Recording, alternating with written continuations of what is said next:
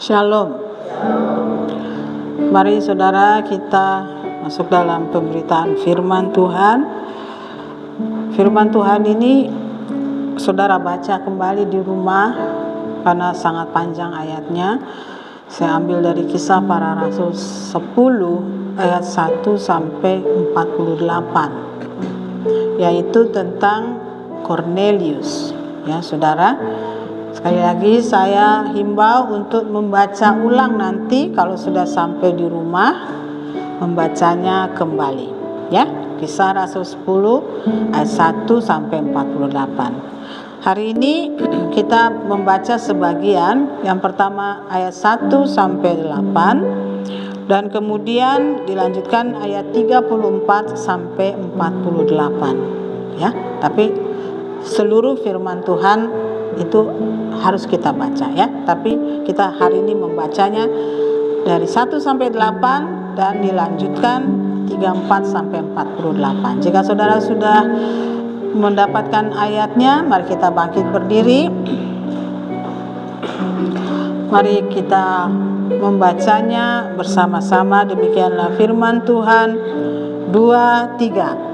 Di Kaisarea ada seorang yang bernama Cornelius, seorang perwira pasukan yang disebut pasukan Italia. Ia saleh, ia serta seisi rumahnya takut akan Allah, dan ia memberi banyak sedekah kepada umat Yahudi dan senantiasa berdoa kepada Allah. Dalam suatu penglihatan kira-kira jam 3 petang, jelas tampak kepadanya seorang malaikat Allah masuk ke rumahnya dan berkata kepadanya, "Cornelius." Ia menatap malaikat itu dan dengan takut ia berkata, "Ada apa, Tuhan?" Jawab malaikat itu, "Semua doamu dan sedekahmu telah naik ke hadirat Allah, dan Allah mengingat engkau. Dan sekarang suruhlah beberapa orang ke Yope untuk menjemput seorang yang bernama Simon dan yang disebut Petrus. Ia menumpang di rumah seorang penyamak kulit yang bernama Simon yang tinggal di tepi laut." Setelah malaikat yang berbicara kepadanya itu meninggalkan dia, dipanggilnya 2 orang hambanya beserta seorang prajurit yang saleh dari orang-orang yang selalu bersama-sama dengan dia. Dan sesudah ia menjelaskan segala sesuatu kepada mereka, ia menyuruh mereka ke Yope. Ayat 34 sampai 48. Kalau sudah, mari kita membacanya bersama. Lalu mulailah Petrus berbicara, katanya, "Sesungguhnya aku telah mengerti bahwa Allah tidak membedakan orang. Setiap orang dari bangsa manapun yang takut akan Dia dan yang mengamalkan kebenaran kepadanya. Itulah firman yang ia suruhkan pada orang-orang Israel, yaitu firman yang memberitakan damai sejahtera oleh Yesus Kristus yang adalah Tuhan dari semua orang. Kamu tahu tentang segala sesuatu yang terjadi di seluruh tanah Yudea, mulai dari Galilea, sesudah baptisan yang diberitakan oleh Yohanes, yaitu tentang Yesus dari Nazaret, bagaimana Allah mengurapi dia dengan Roh Kudus dan kuat kuasa. Dia yang berjalan berkeliling sambil berbuat baik dan menyembuhkan semua orang yang dikuasai iblis, sebab Allah menyertai dia.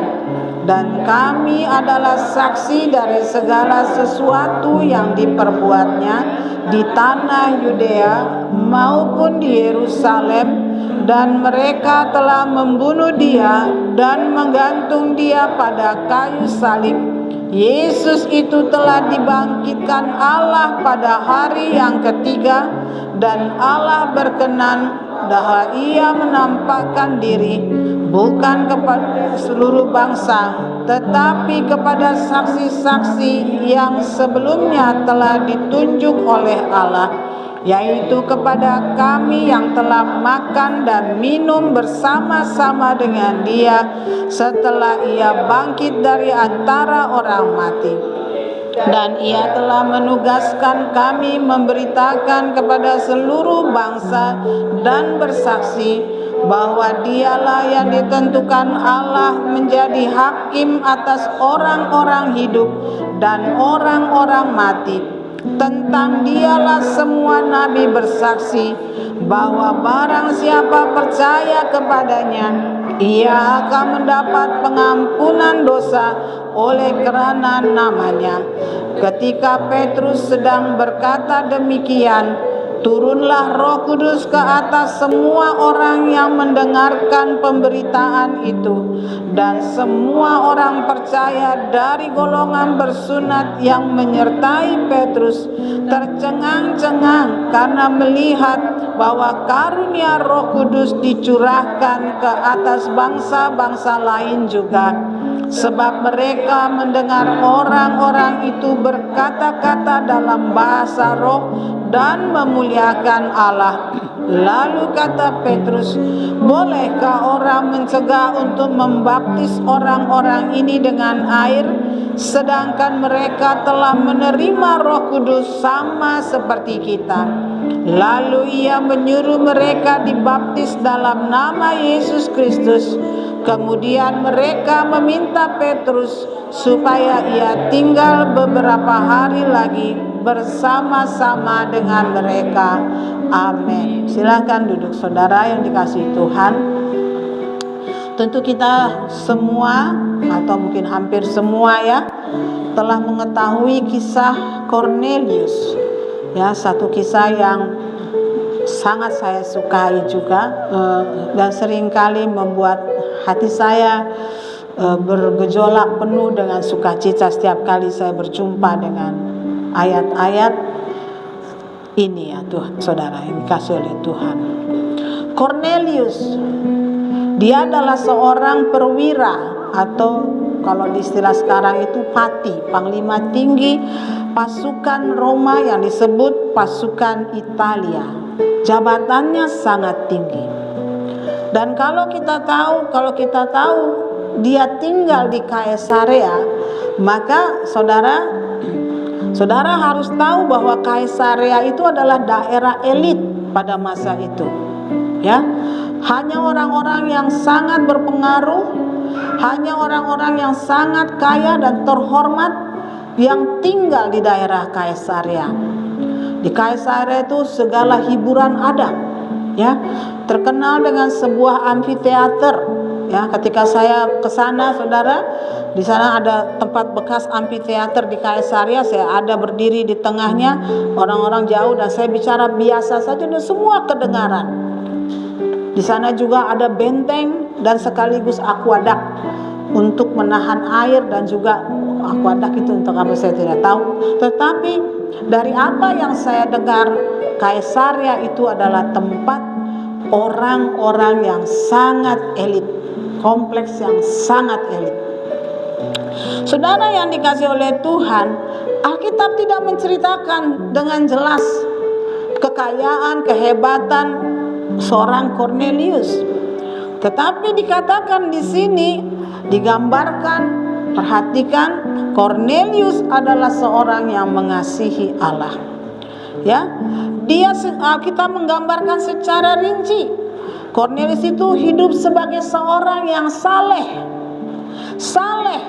Orang, kenapa? Karena dia dan seisi rumahnya takut akan Tuhan, sehingga dia tidak mau melakukan segala kecemaran yang biasa menjadi adat istiadat dan kepercayaan orang-orang Roma.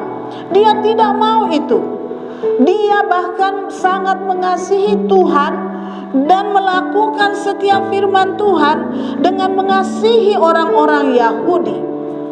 Dia mensupport orang-orang Yahudi, ya.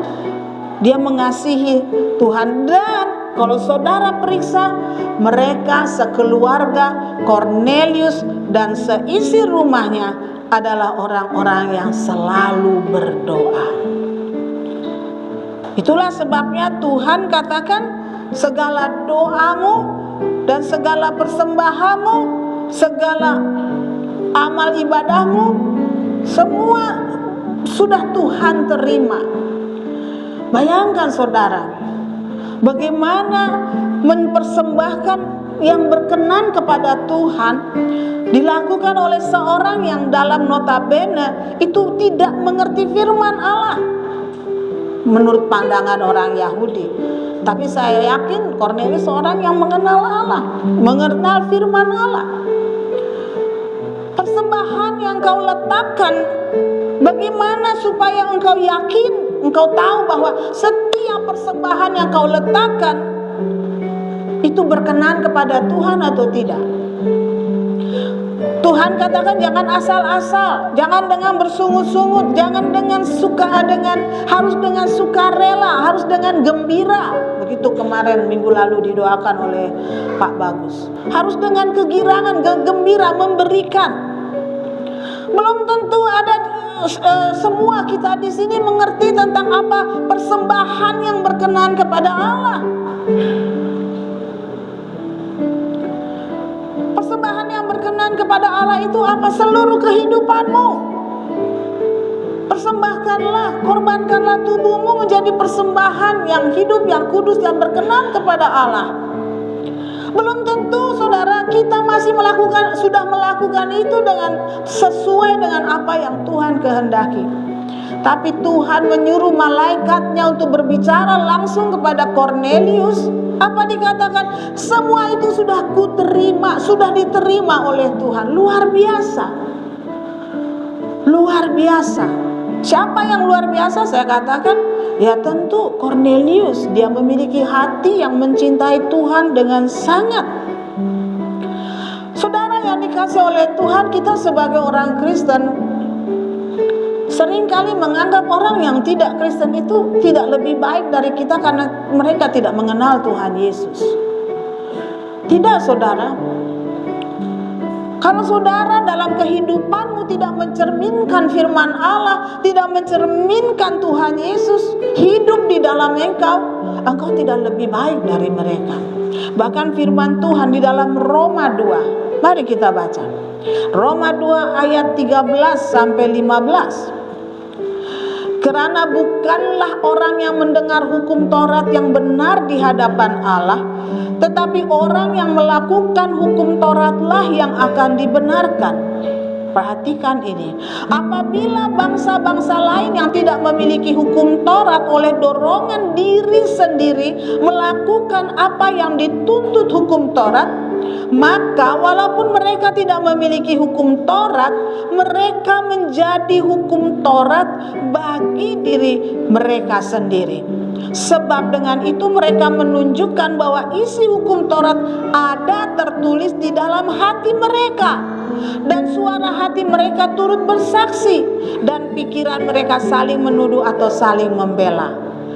Ya, orang yang di luar Tuhan, dia ingin melakukan semua yang baik. Karena apa? Karena dia takut akan Tuhan. Dia takut akan Tuhan. Takut akan Tuhan adalah membenci kejahatan. Takut akan Tuhan adalah tidak menyentuh segala yang haram, segala yang cemar, segala yang Tuhan tidak suka. Takut akan Tuhan berarti membenci dosa. Dan itulah yang dilakukan senantiasa oleh Cornelius. Dia mengasihi Tuhan, walaupun sekali lagi saya katakan dia tinggal di daerah elit yang dipagari dengan tembok yang besar. Tapi itu tidak membatasi dia untuk berbuat kasih terhadap orang-orang Yahudi, untuk melakukan kesalehan yang bukan saja dilihat oleh Allah, tapi dilihat oleh banyak orang. Jadi kalau saudara sebagai orang Kristen tidak menunjukkan citra hidup sebagai orang Kristen, sementara ada di sana orang yang mengaku bukan Kristen tapi berbuat sangat baik, penuh kasih, saudara harus malu. Mereka melakukan itu untuk Tuhan.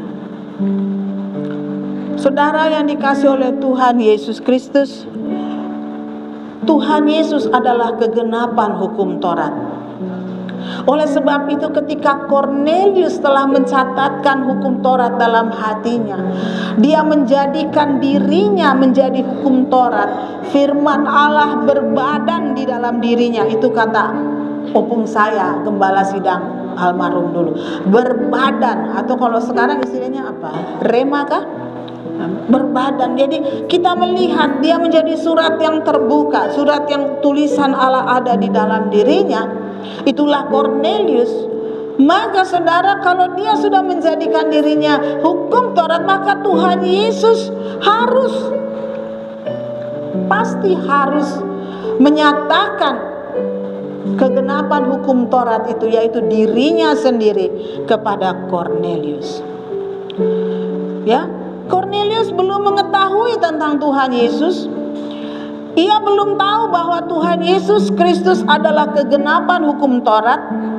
Dia tidak tahu bahwa Yesus Kristus adalah Mesias atau juru selamat yang telah dinubuatkan dari Kejadian sampai Meliaki. Mesias yang sampai saat itu dinanti-nantikan oleh bangsa Yahudi. Saudara yang dikasihi oleh Tuhan, Kornelius tidak tahu itu. Ya. Dan lagi saudara, kenapa Tuhan Yesus perlu? Karena segala amal saleh itu tidak membuat manusia menjadi selamat. Ya, saudara yang dikasihi oleh Tuhan, tolong dong, ini kenapa ya? Ya. Firman Tuhan katakan, sebab karena kasih karunia kamu diselamatkan oleh iman. Itu bukan hasil usahamu, tetapi pemberian Allah. Itu bukan hasil pekerjaanmu, jangan ada orang yang memegahkan diri. Semata-mata oleh kasih karunia Allah sajalah maka kita beroleh keselamatan dan hidup yang kekal. Beberapa tahun yang lalu saya ada pergi ke jalan-jalan ke Bali. Di sana ada sebuah tempat yang penuh dengan ogoh-ogoh dan segala tulisan tentang orang Hindu. Dan saya melihat, saya mendengar cerita bagaimana Krishna dilahirkan dan sebagainya. Saya menemukan, saudara yang dikasihi oleh Tuhan, ada banyak kesamaan kisah-kisah yang mereka ceritakan dengan apa yang tertulis di dalam Alkitab. Saya bertanya kepada penjaga itu, dia seorang mungkin pekerja atau pendeta Hindu. Bapak, saya mohon maaf kalau saya bertanya ini, mohon jangan tersinggung, saya katakan begitu. Oh silakan ibu, apa yang ibu mau tanyakan? Orang Hindu itu berapa Tuhannya? Karena banyak sekali dewa-dewanya kan. Dia ketawa. Saya senang ibu tanya seperti ini. Lebih baik ibu tanya, jadi kita bisa jelaskan. Ya maaf ya Pak, saya bukan mau menghina. Ya saya ngerti. Hindu itu cuma percaya satu Tuhan ibu, hanya satu Tuhan. Kan gitu ya orang Bali. Itu disebutnya Sang Hyang Widi. Terus dewa-dewa itu merupakan gambaran dari sifat-sifat Tuhan katanya. Seperti itulah saya dengar kali waktu itu ya. Nah saya tanya lagi, bagaimana caranya orang Hindu bisa masuk ke surga? Karena Hindu percaya reinkarnasi toh. Dia katakan apa? Masuk surga seorang itu bukan kita yang tentukan, Tuhan. Semuanya Tuhan, keputusan Tuhan, kebaikan Tuhan Pak. Iya, hanya itu yang bisa menjamin kita masuk surga. Nah, saat yang pertama berarti sama kita ya.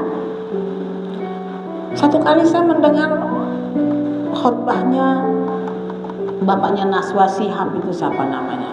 Seorang ulama besar, Hurai Shihab.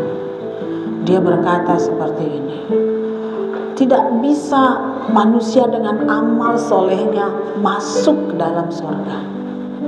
Semua itu hanya karena kemurahan, kebaikan Allah Subhanahu wa Ta'ala. Saya kaget, saudara. Oh, berarti saudara semua, saya ambil kesimpulan ringan aja kali ya, cepat. Semua orang agama apapun percaya bahwa soal selamat masuk ke surga itu semua ada di tangan Tuhan. Cuma bedanya dengan kita menerima karena kita percaya kalau Tuhan ada memberi kasih anugerah, dan kasih anugerah Tuhan itu, kasih karunia yang menyelamatkan itu adalah kedatangan Tuhan ke dunia dalam wujud manusia Yesus Kristus. Kita percaya Yesus Kristus adalah Tuhan. Itu sebabnya kita percaya hanya Tuhanlah yang bisa menyelamatkan, memberikan kepada kita hidup kekal. Segala kebaikanmu, segala amal solehmu, segala ibadahmu tidak membuat engkau layak untuk masuk dalam kerajaan surga.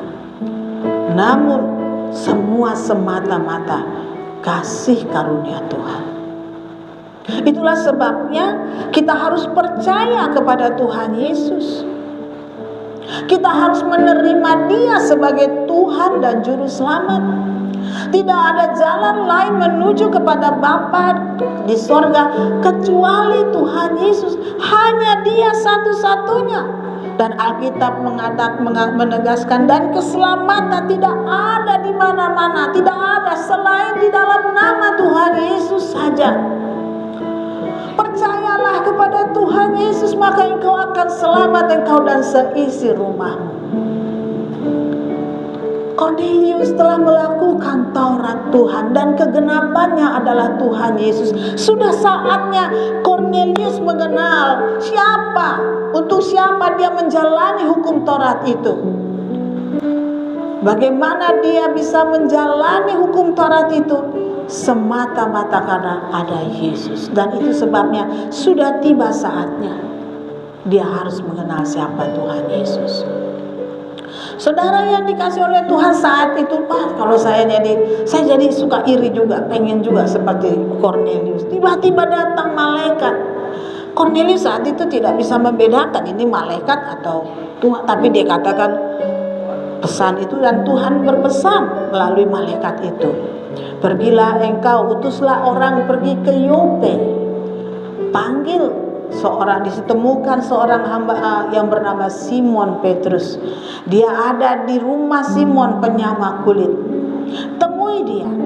Saudara baca sekali lagi ya, jam berapa itu Cornelius bertemu dengan malaikat? Jam 3. Jam ibadah orang Yahudi. Orang Yahudi sedang berdoa. Sedang berdoa dia bertemu. Ya, jadi jangan saudara merasa ujuk-ujuk saudara pengen tidur tiba-tiba Tuhan Yesus enggak. Saudara harus cari, saudara harus mendekat. Ya, tidak ada itu ada orang bilang saya lagi ngapain begitu tiba-tiba Tuhan Yesus muncul. Apa itu enggak mungkin? Saya katakan aja enggak. Kalau saudara tidak mencari Tuhan, jangan suka ngada-ngada. Orang yang mencari Tuhanlah yang akan ditemui Tuhan. Camkan ini ya. Tuhan Yesus Allah memberikan petunjuk dengan jelas, rinci di kota Yope. Jaraknya sehari perjalanan saudara. Jauh. Kalau di peta Kaisarea di atas, Yope agak di bawah. Jalan situ. Lewat pesisir pantai bisa sampai. Ya. Ke rumah Simon penyamak kulit.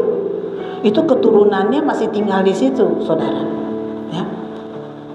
Nah, ketemu dengan Simon Petrus. Suruh dia ke sini. Di sisi lain, saudara yang dikasihi Tuhan, saudara tolong perhatikan nih, jangan ngantuk. Jangan melamun, jangan lihat kemana-mana. Di sisi lain, saudara-saudara yang dikasihi oleh Tuhan, besoknya juga Tuhan berbicara kepada Petrus. Tapi yang dibicarakan kepada Petrus adalah pertama-tama Tuhan mempersiapkan kepada Petrus, ini saatnya engkau buka matamu dan ketahui apa kehendak Allah. ada kain, di situ banyak sekali makanan haram. Saudara yang dikasihi Tuhan, Tuhan katakan makanlah. Nah, seperti itu. Tidak, saya tidak bisa makan makanan haram. Makanlah apa yang kukatakan halal, jangan kau haramkan. Sampai akhirnya dia mengerti bahwa maksud dari apa yang dikatakan oleh Tuhan kepada Petrus adalah keselamatan, bukan hanya untuk orang Yahudi. Datanglah ke sana, bertemulah dengan Petrus pada orang-orang yang diutus oleh Kornelius, dan mereka pergi kembali ke Kaisaria untuk berjumpa dengan Kornelius. Saudara yang dikasihi oleh Tuhan, ketika Petrus datang ke rumah Kornelius dan dia melihat, perhatikan saudara, nanti baca lagi Alkitab ya. Begitu tahu bahwa akan ada utusan Allah datang ke rumah Kornelius, apa yang dilakukan oleh Kornelius? Kornelius mengumpulkan sebanyak-banyaknya orang-orang yang takut akan Tuhan. Artinya saudara, walaupun dia belum mengenal Tuhan Yesus, dia telah menjadi saksi, dia telah mengajarkan cara hidup yang benar seturut dengan Taurat Tuhan kepada banyak orang. Seisi rumahnya takut akan Tuhan. Banyak orang menanti-nantikan kedatangan Petrus. Dan ketika Petrus melihat, Petrus tahulah aku apa arti penglihatan yang kualami, bahwa Tuhan, keselamatan yang dari Tuhan bukan hanya untuk bangsa Yahudi. Dan dia mulai bercerita tentang Tuhan Yesus. Dia mengatakan, aku saksinya. Aku ada bersama dengan Tuhan saat dia makan, minum, dan bekerja. Aku ada bersama-sama dengan Yesus saat dia berdoa. Dia melakukan banyak mujizat. Dia disalib untuk keselamatan manusia, untuk menghapus dosa manusia. Dan sementara Petrus berbicara tentang Tuhan Yesus, apa yang terjadi? Kornelius dan seisi rumah dan banyak orang itu mengalami kepenuhan Roh Kudus. Mereka semua berbahasa roh dan memuliakan Tuhan. Tidak ada yang bisa menghalangi, tidak ada yang bisa membendung, tidak ada yang bisa menyuruhnya diam, karena itu berasal dari Roh Kudus. Kepenuhan Roh Kudus yang meluap-luap, berkata-kata di dalam bahasa roh, berkata-kata di dalam urapan Roh Kudus, penuh dengan sukacita, sehingga membuat Petrus dan kawan-kawannya menjadi takjub dan berkata, tidak ada lagi alasan kita untuk tidak membaptis mereka, sementara mereka telah menerima kepenuhan Roh Kudus. Saudara yang dikasihi oleh Tuhan Yesus, jadi bisa ya Kak, seorang yang tidak dibaptis menerima baptisan Roh Kudus? Ya, kalau kita bicara tentang Kornelius memang bisa, tapi ada syaratnya saudara. Jangan saudara-saudara menggampangkan, saya belum dibaptis, saya tidak dibaptis tidak apa-apa, tapi saya penuh dengan Roh Kudus. Tidak. Jangan dirubah-rubah ini Alkitab. Tidak boleh dirubah-rubah. Ya, ada syaratnya. Keadaan Kornelius tidak memungkinkan dia untuk mendengar tentang Tuhan Yesus. Dia tinggal jauh dari Yerusalem, jauh. Ya, mungkin sekitar 2 hari perjalanan barangkali, jauh sekali. Apa yang terjadi di Yerusalem mungkin dia mendengar, tapi dia tidak mengerti. Belum lagi tempatnya itu elit, tertutup, tidak bisa sembarangan orang bisa masuk ke sana. Dia tidak bisa menerima tentang Yesus. Bukan berarti Tuhan Yesus tidak bisa menjumpai dia. Ya, dia harus, kedatangan Petrus adalah, tugas dari Petrus adalah untuk membaptis. Saya harus kata, untuk membaptis Kornelius dan semua orang yang ada di sana dengan baptisan di dalam nama Tuhan Yesus Kristus. Saudara yang dikasihi oleh Tuhan, jika engkau percaya kepada Tuhan Yesus, engkau harus menerima Injil itu, ya, dan percaya dan dibaptis. Di dalam Markus 16 ayat 15 sampai 16 dikatakan, Markus 16 ayat 15 sampai 16 dikatakan, lalu ia berkata kepada mereka, pergilah ke seluruh dunia, beritakanlah Injil kepada segala makhluk. Perhatikan ini, siapa yang percaya dan dibaptis akan diselamatkan, tetapi siapa yang tidak percaya akan dihukum. Jadi saudara, jika saudara mau selamat, saudara harus pertama-tama percaya. Percaya pada siapa? Pada Tuhan Yesus, pada Injil. Kegenapan Injil adalah Yesus Kristus. Dan saudara harus memberi diri saudara dibaptis. Ini syaratnya saudara. Tetapi di situ dikatakan, tetapi siapa yang tidak percaya akan menerima hukuman. Siapa yang tidak percaya? Oh, mereka yang tidak mau dibaptis. Ya, itu betul. Tetapi saya juga harus ingatkan, ada orang yang sudah menerima baptisan air, baptisan di dalam nama Tuhan Yesus, namun tidak kunjung percaya. Dia akan dihukum. Dia awal-awalnya percaya, tapi ditanggalkannya percayanya itu demi sesuatu yang tidak bisa menjamin kehidupan kekal. Itu juga akan menerima hukuman. Oleh sebab itu, jika saudara sudah percaya dan saudara sudah dibaptis, ketahuilah baptisan yang engkau terima adalah baptisan yang menjadi meterai keselamatan. Ya, siapa yang tidak percaya bukan hanya bicara tentang orang yang sudah yang tidak mau dibaptis. Itu juga tentu sudah termasuk. Tapi siapa yang tidak percaya tapi dibaptis, itu juga akan menerima hukuman. Siapa di sini sudah dibaptis, angkat tangan. Masih percaya atau tidak? Saudara yang menjawab, saudara yang berpikir. Sebab di dalam Kisah Para Rasul 2 ayat 38, di situ dikatakan, jawab Petrus kepada mereka, bertobatlah dan hendaklah kamu masing-masing memberi dirimu dibaptis dalam nama Yesus Kristus untuk pengampunan dosamu. Maka kamu akan menerima karunia Roh Kudus. Oleh sebab itu saudara yang dikasihi oleh Tuhan Yesus, beda.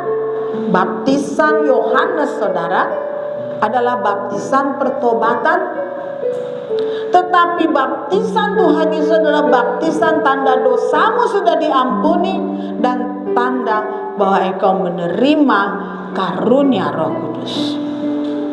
Jadi jelas ya saudara, gereja kita menjadikan syarat untuk engkau mau dibaptis. Yang pertama, engkau harus bertobat, dan yang kedua harus percaya.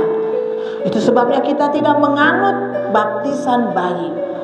Banyak teman-teman saya non gereja gebis, ya, dari kalangan Protestan, saya sudah dibaptis saat saya bayi. Saya tidak mau berargumen. Tapi kita di gereja Bethel Injil sepenuh mengajarkan orang yang mau dibaptis, yang pertama syaratnya harus bertobat dan syaratnya adalah percaya.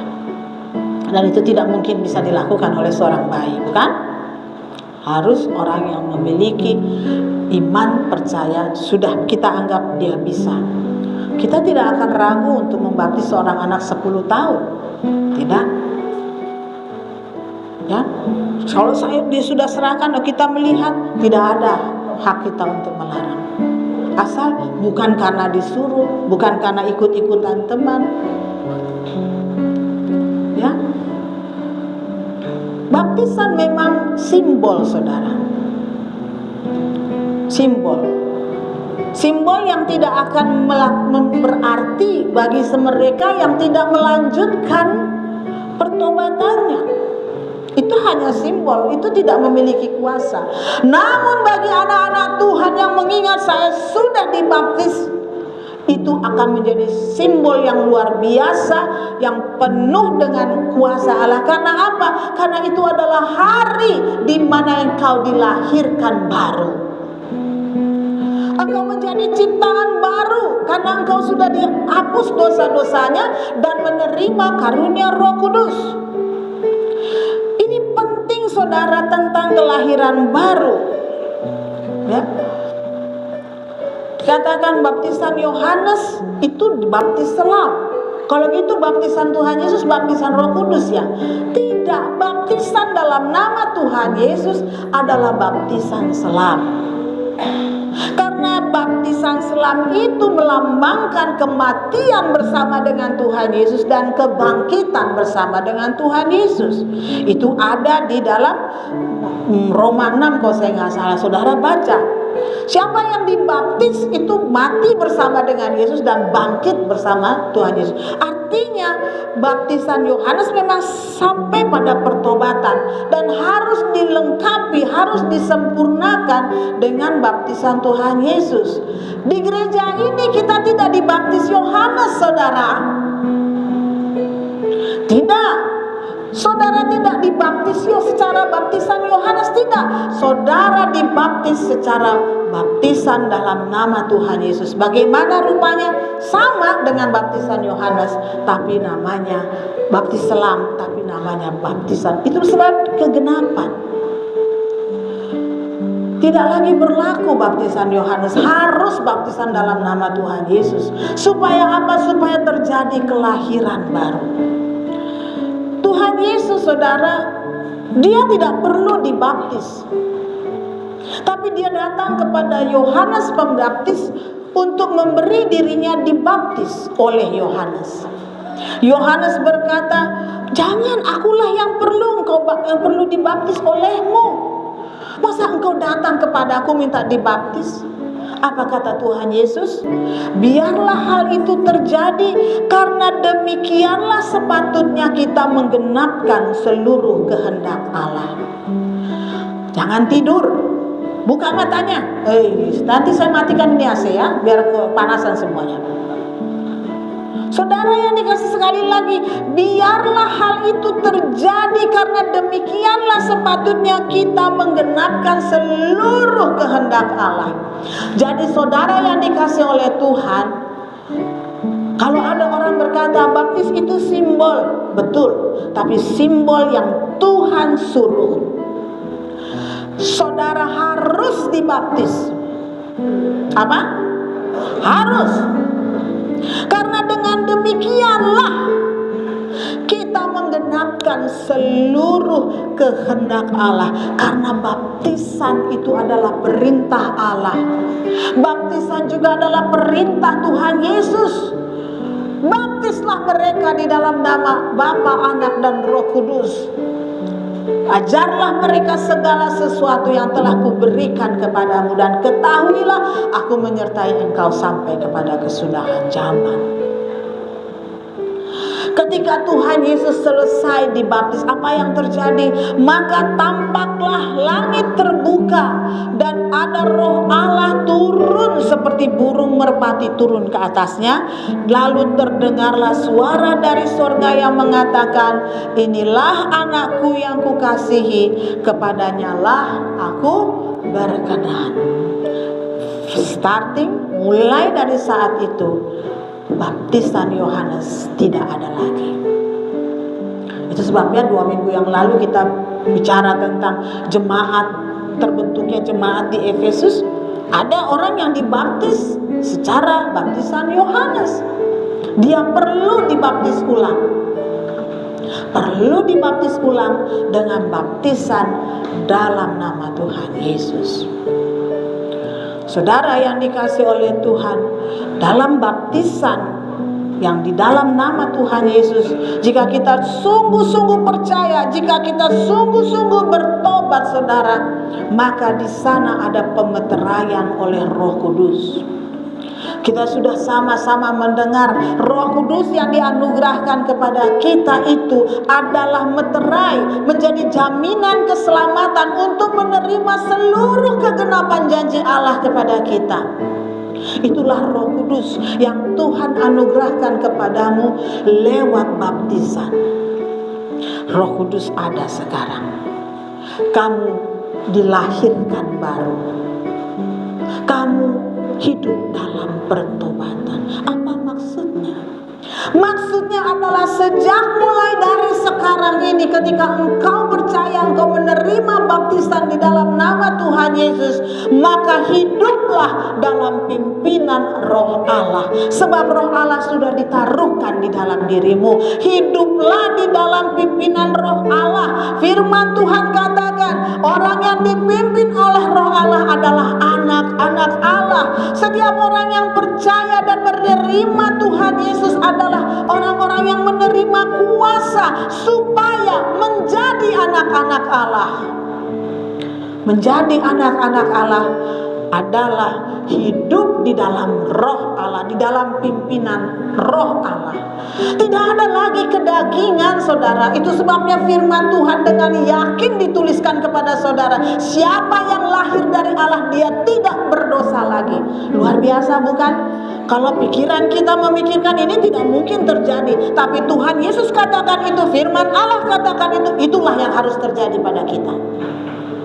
Siapa yang lahir dari Allah, ia tidak berdosa lagi, karena benih ilahi telah ada di dalam dirinya. Benih ilahi, Roh Allah yang ditaruhkan di dalam diri kita adalah benih ilahi yang akan menuntun kita untuk mematikan segala kedagingan kita. Kita berubah, kita menjadi ciptaan baru dalam segala hal. Ketika engkau makan, saudara, engkau tidak makan supaya lidahmu menjadi senang, supaya perutmu dipuaskan. Engkau makan karena engkau tahu engkau perlu makanan itu untuk hidup. Tapi engkau tidak menghambakan dirimu untuk makanan-makanan. Sejak saya mengikuti puasa, saudara, secara rutin, saya mendapat banyak pengetahuan bahwa makanan yang kita makan sekarang akan menjadi racun di masa yang akan datang. Kita terbiasa makan serba manis. Satu saat kita akan mengalami berbagai macam masalah, sakit jantung, sakit kolesterol. Itu karena kita tidak punya hidup di dalam Roh Allah. Apa yang kita makan, apalagi sekarang gila-gilaan ya, di Instagram ada makanan ini, ada makanan itu, ada makanan ini dan itu. Restoran baru buka, ada yang Sitan Boykun yang kalau sekali nonton ada 13 juta orang. Ngapain coba nonton Sitan Boykun yang bisa makan 7 bungkus nasi padang sekaligus, 5 kilo kepiting Alaska, 5 kilo apa 6 kilo itu. Saya bilang, this is crazy ya. Orang begitu senang makan. Anda tidak makan karena itu. Anda makan karena tubuh Anda sadar tubuh Anda adalah Roh Allah, bait Roh Allah. Itu dari segi kedagingan. Saudara tidak menjadi orang yang rakus lagi. Saudara tidak lagi cari-cari makan enak. Makan enak boleh, saudara, tapi jangan seperti anak-anak sekarang yang diizinkan. Nggak enak, nggak mau. Ya udah, maunya makan apa? Dimauin anaknya, tidak dilatih anaknya. Saya mau kasih tahu saudara, jangan biarkan anakmu dari kecil, jangan minum itu yang namanya soft drink ya. Jangan sirup-sirup apa, jangan minum itu. Coca-Cola dan sebagainya, jangan kau minum itu, buang. Ya, teh botol, gulanya itu segini. Setiap kali kita minum gulanya segini. Wah, kalau saya minum seperti itu, besok masuk rumah sakit barangkali. Setengah mati saya coba ya, lewat makan saya jaga, nggak lagi saya sentuh karbohidrat, hanya sedikit saja, low carb. Ya. Supaya apa? Supaya kolesterol saya terjaga, asam urat. Karena apa? Saya nggak mau bodoh. Saya nggak mau disenang-senangkan mulut saya tuh dan ini saya. Tuhan tolong kalau aku makan, biarlah itu untuk kesehatan tubuhku, supaya aku bisa selalu memiliki kekuatan untuk memuliakan nama. Apalagi Saudara kerja bukan tujuan supaya saudara mendapatkan uang, menafkahi. Itu betul saudara. Tapi tujuan saudara untuk mencari kerja adalah bagaimana supaya anak-anakmu tercukupi makanannya. Bukan untuk segala, aku pengen ini, aku pengen itu. Zaman dulu saya ada lagu, andai jadi orang kaya gitu, tahu nggak? Kalau saya ingat itu, aduh, jangan. Tuhan akan merubah. Ini contoh kecil ya, dan banyak hal lagi. Tidak usah lagi dibilang jangan lagi kamu coba sentuh-sentuh pornografi, jangan kamu sentuh rokok, jangan kamu minum minuman, jangan kamu main judi. Itu nggak laku bagi orang yang sungguh-sungguh percaya dan dibaptis di dalam nama Tuhan Yesus, karena Roh Allah, benih ilahi ada di dalam dirinya. Yesus, firman Tuhan katakan, dia tidak berdosa lagi. Bagaimana saya tidak bisa berdosa lagi? Karena ada Roh Allah menyertai engkau. Dan itulah saudara yang dikasih oleh Tuhan yang terjadi pada Cornelius, sehingga dia mampu berlaku hidup saleh, hidup takut akan Tuhan, setia berdoa, setia beribadah, walaupun mungkin dia tidak mengerti tentang Tuhan Yesus, tapi dia lakukan itu karena cinta. Jemaat di Efesus dikatakan, kamu sudah sangat jatuh karena kamu telah meninggalkan kasihmu yang mula-mula. Roh Allah yang membuat kita menjauhkan segala yang duniawi dan hidup di dalam kebenaran. Seperti yang dikatakan di dalam di dalam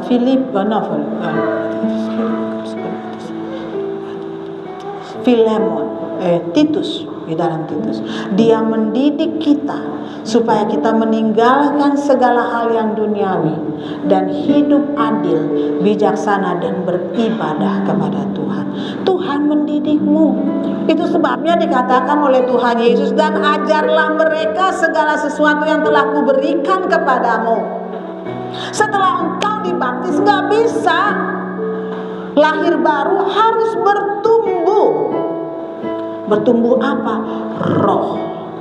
Sehingga saudara, seperti yang dialami oleh Cornelius, dia mengalami kepenuhan Roh Kudus. Kamu harus dipenuhi Roh Kudus. Saya harus dipenuhi Roh Kudus. Dan tanpa kepenuhan Roh Kudus, kamu pasti akan menjadi sesat. Kamu akan menjadi lemah. Kamu akan menjadi tidak berdaya. Kamu tidak akan bisa mengerti rencana dan kehendak Allah. Engkau harus mengalami baptisan Roh Kudus. Baptisan Roh Kudus seperti di hari Pentakosta tidak diperintahkan hanya kepada 12 rasul atau 11 rasul karena satu sudah bunuh. Tidak.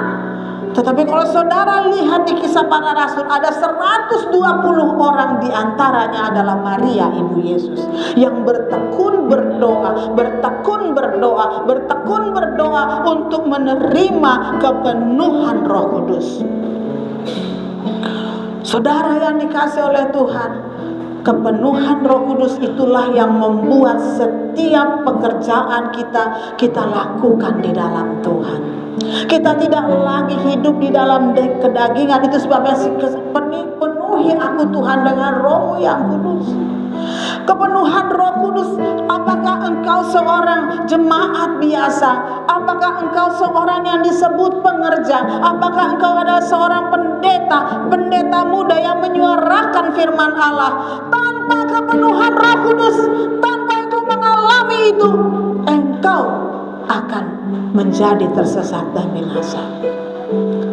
Itu sebabnya kita bertumbuh di dalam Roh Kudus. Tanda kepenuhan Roh Kudus adalah berbahasa roh. Itu menjadi prinsip kita.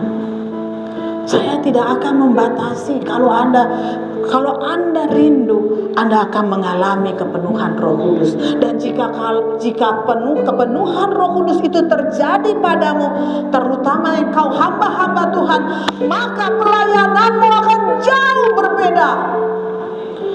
Tuhan akan membuat setiap pekerjaan Tuhan menjadi berhasil. Karena ada hamba-hambanya yang bersedia Tuhan pakai, yang merindukan Tuhan pakai kami. Ini aku Tuhan utus hamba. Cornelius, dia menerima baptisan Roh Kudus karena ada keraguan dari murid-murid Tuhan Yesus itu.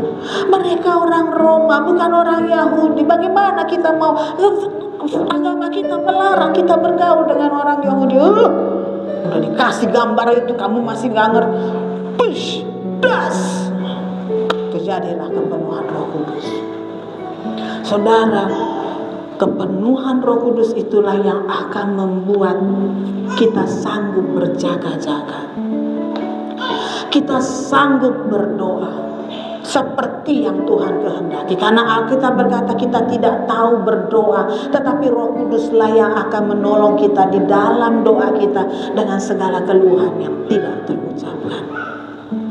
Firman Tuhan hari ini adalah pertanyaan kepada engkau semua. Sudahkah engkau mengalami kepenuhan Roh Kudus? Selangkah lagi, engkau sudah melangkah percaya kepada Tuhan Yesus. Namun jika engkau tidak punya kepenuhan Roh Kudus, engkau bisa jatuh. Apakah orang yang dipenuhi dengan Roh Kudus bisa jatuh? Bisa. Alkitab berkata, jika satu saat dia mulai menjauh dari Tuhan, kita sudah sama-sama Tuhan tahu bukan bahwa kepenuhan Roh Kudus itu dikuasai oleh Roh Allah itu adalah karena kita mencintai Allah dan tidak mencintai dunia. Kita hidup di dalam dunia tapi kita tidak turut ajaran dunia. Saudara, gereja ini perlu diadakan kebangkitan dengan orang-orang yang mau Tuhan pakai saya sebagai Allahmu. Tuhan jadikan aku orang-orang yang selalu hidup berkenan kepadamu.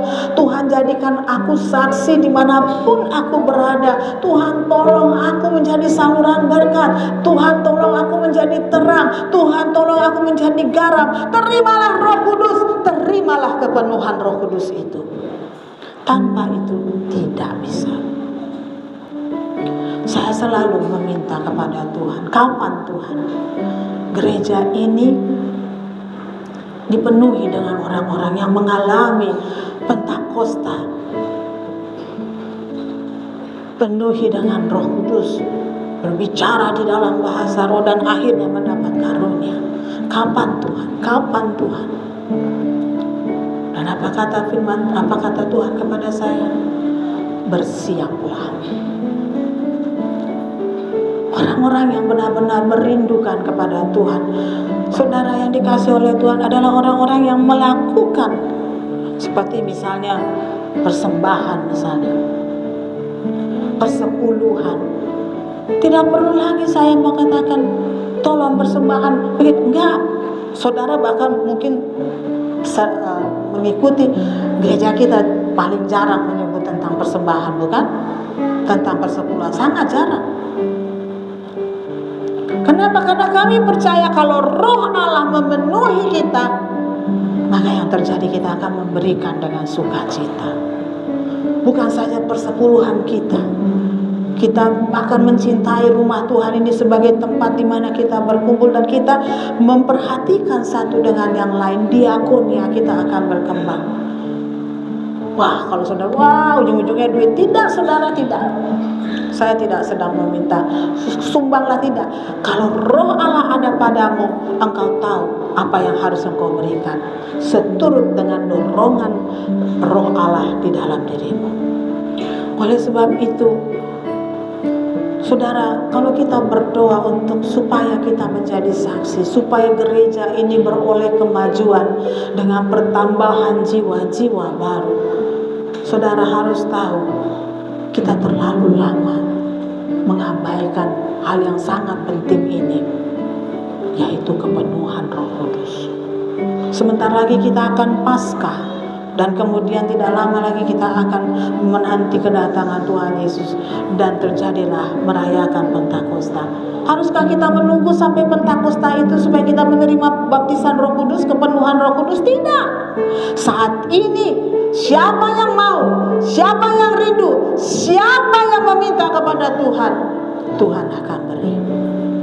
Tapi kalau saudara cukup puas dengan pelayanan yang begitu-begitu saja, Ya, akhirnya rumah Tuhan ini tidak dibangun seperti yang Tuhan kehendaki. Gereja Tuhan yang mula-mula itu ditandai dengan kepenuhan Roh Kudus di hari Pentakosta. Dan itulah yang harus terjadi pada gereja kita, kepenuhan Roh Kudus. Beberapa di antara kita di sini, saudara, ada yang begitu menyerap firman Tuhan, dan saya merasakan ada beberapa guru sekolah minggu 1 dan 2, saya rasakan betul kemajuan dia di dalam melayani. Mungkin orang lain tidak melihat, tetapi saya merasakan dia memiliki roh yang semakin hari semakin haus untuk memberikan yang terbaik untuk Tuhan, dan saya bersyukur untuk itu.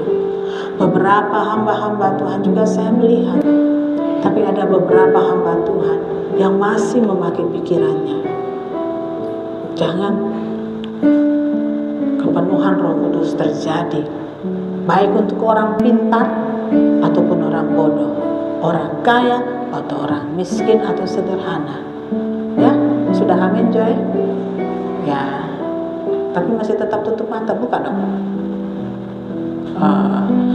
Keenakan sih di atasnya ada kipas angin, dimatikan dulu.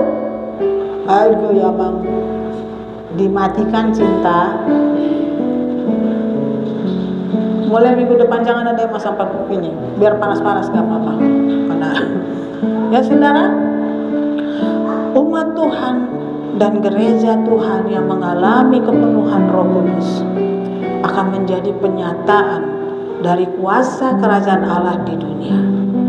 Masa sekarang antikris bekerja dengan luar biasa. Orang sibuk mengatakan zaman antikris begini, zaman antikris. Saya nggak mau sibuk.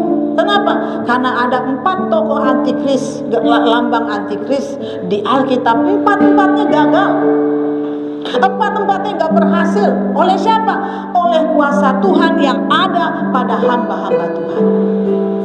Jadi kalau sekarang kita ketakutan tentang ya, itu beberapa bank besar di Amerika, mulai dari Silicon Valley, terus apa lagi itu, bank-bank yang sangat kuat, kolaps 1 minggu, blak.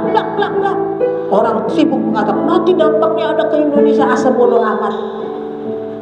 Kita nggak khawatir akan itu. Kita tertuju kepada Tuhan saja. Biar Tuhan penuhi dengan Roh Kudus. Ini masa di mana orang mencari-cari, dan kita harus ditemukan oleh mereka sebagai berita Injil yang sejati.